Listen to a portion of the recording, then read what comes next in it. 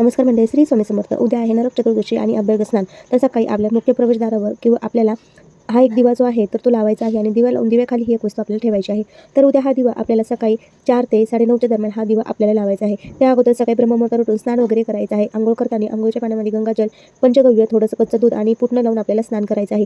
स्नान केल्यानंतर आपल्या दररोजचे नित्यक्रम आटपून आपल्या देवघरातील देवपूजा वगैरे करून घ्यायची आहे आणि त्यानंतर हा दिवा तुम्ही लावला तरी चालेल. त्यासाठी थोडीशी कणिक मळा. कणिक मळल्यानंतर त्यामध्ये आपल्याला थोडीशी हळद टाकून ही कणिक मळायची आहे आणि कणिक मळल्यानंतर त्याचा आपल्याला चौमुखी दिवा तयार करून घ्यायचा आहे. दिवा तयार केल्यानंतर तो दिवा आपल्याला देवघरासमोर न्यायचा आहे. एक डिशमध्ये आपल्याला कुंकवाने स्वास्तिक काढून घ्यायचं आहे. त्यावर हा दिवा ठेवायचा आहे. खाली आसन म्हणून तुम्ही तांदूळ ठेवू शकता. त्यामध्ये तिळाचं किंवा मोहरीचं तेल असेल तर अवश्य टाका. ते नसेल तर गोड तेल टाकलं तरी चालेल. त्यानंतर आपल्याला काय करायचं आहे, हा दिवा संपूर्ण घरभर आपल्याला फिरवायचा आहे.